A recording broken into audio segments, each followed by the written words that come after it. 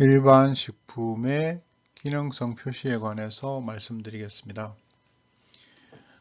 일반 식품의 기능성 표시라는 것은 과학적 근거를 갖춘 경우 일반 식품도 기능성을 표시할 수 있다. 다시 말하면 효능을 표시할 수 있는 건강기능식품이 아니고 우리가 일반적으로 먹게 되는 그냥 일반 식품이라도 그 안에 들어있는 원료나 이런 부분이 과학적으로 그 효능이나 이런 것들이 증명되면 그 효능을 포장지나 아니면 박스에 표시를 해서 건강기능식품과 같이 기능성을 표시를 할 수 있도록 하는 내용입니다. 근데 그동안에 이 일반 식품의 기능성 표시는 사실 그 식품의약품안전처의 기준과 충돌하는 부분들이 많았기 때문에 사실 허가가 안 되었었고요. 그런데 이제 이번에 꽤 오랜 기간 동안에 다양한 각계각층의 사람들이 모여가지고 심도 있는 논의를 거쳐서 지금 보시는 것처럼 부당한 표시 또는 광고로 보지 아니하는 식품 등의 기능성 표시 또는 광고에 관한 규정이라는 것을 제정을 하고 2020년 12월 29일부터 시행함으로써 일반 식품의 기능성 표시제의 첫걸음을 띄게 된 것이라고 보시면 됩니다. 이 일반 식품의 기능성 표시에 관해서 간단한 내용들 한번 살펴보면 먼저 기능성을 표시할 수 있는 원료가 뭐냐 이 부분은 지금 현재로서는 건강기능성 식품 기능성 원료 29종 이것만 일반 식품으로 만들었을 때 기능성을 표시할 수 있다라고 되어 있습니다. 여기서 말하는 29종은 지금 보면 우리가 그 건강기능성 식품 원료 중에 일종의 특허라고 볼 수 있는 개별 인정형 원료를 제외하고 고시형 원료가 아마 29종 정도 될 겁니다. 그래서 그 29종의 건강기능성 식품 기능성 원료 이것만 원료로 사용했을 때 기능성을 표시할 수 있다 라고 되어 있다고 보시면 될 것 같고요. 그 외에 29종 이외에 새로운 원료로 기능성을 표시를 하려고 하면 건강기능성 식품 원료로 인정을 받아야만 일반 식품의 기능성을 표시를 할 수 있는 것이죠. 사실 결국에는 일반 식품의 기능성 표시를 하려면 건강기능식품 원료로 먼저 인정을 받아야 된다. 현재 법률로는. 물론 장기적으로는 지금 계획상에 미국이나 일본에서 지금 하고 있는 사전신고제를 도입할 계획은 있다고 합니다. 사전신고제라는 것은 신규로 새로운 원료를 일반 식품에 쓸 새로운 원료를 개발을 하면 그 원료의 어떤 효능이나 효과에 관한 기능성에 대한 과학적 자료를 만들어서 그것을 식약처에 제출을 하면 식약처가 직접 검토해서 그것을 허락하는 그런 제도를 사전신고제라고 합니다. 이거는 기능성 식품 원료하고는 다르게 그 해외 저널이나 아니면은 공인된 임상시험기관을 통해서 시험 자료만 가지고도 가능한 그런 부분이 될 수도 있겠죠. 그러나 현재로서는 일반 식품의 기능성 표시에는 사전신고제가 들어있지 않습니다. 계획만 있을 뿐이죠. 그렇기 때문에 현재 일반 식품의 기능성을 표시할 수 있는 것은 건강기능성 식품 원료, 이것만 가능합니다. 그리고 지금 당장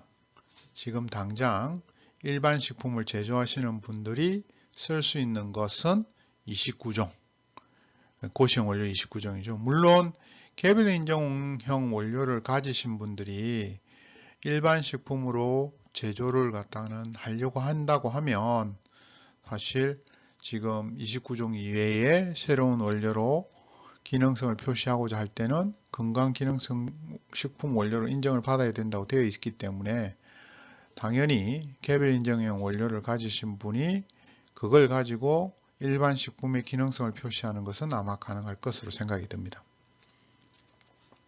그러나 그것 외에 건강기능성 식품 원료로 인정받은 원료 외에는 현재 상황에서 어떤 좋은 논문에 좋은 기관에서 임상실험을 하고 좋은 결과를 받아가지고 과학적 근거가 있더라도 일반 식품에는 기능성을 표시할 수 없습니다. 무조건 현재는 건강기능성 식품 원료로 인정을 받아야 되는 것입니다. 그리고 제조 및 표시 기준인데요. 이 부분에 있어 가지고는 사실 일반 식품하고 건강기능성 식품하고를 오인하고 혼동하지 않도록 이 제품 주 표시면, 그러니까 그 소비자한테 바로 보여지는 부분이죠. 여기에다가 본 제품은 건강기능성 식품이 아닙니다 라는 주의 문구를 명시하도록 되어 있습니다. 사실 이거는 조금 과도한 거 아닌가 라는 생각이 저는 듭니다. 왜 그러냐니까 이 제품이 어디에 좋습니다 하고 거기다가 본 제품은 건강기능식품이 아닙니다. 물론 식품과 건강기능성 식품을 구분을 해야 합니다만은 사실 효능을 표시를 해놓고 밑에다가 건강기능식품이 아닙니다 적혀 있다고 하면 사실 그 효능이 별로 효과가 없습니다 이렇게 소비자한테 인식이 돼서 사실 일반적인 식품이랑 뭔 차이가 있느냐, 오히려 일반적인 식품과는 다른 기능성 표시를 목적으로 만들어진 건데 그런 효과를 못 본다고 하면 차라리 일반 식품을 만드는 게 맞지 않냐. 거기다가 지금 보시는 것처럼 정제하고 캡슐 등 건강기능성 식품과 유사한 형태의 식품은 또 기능성 표시를 못하도록 되어 있습니다. 그러다 보니까 사실 굳이 기능성 표시를 위해서 일반 식품으로 만들 필요 있냐.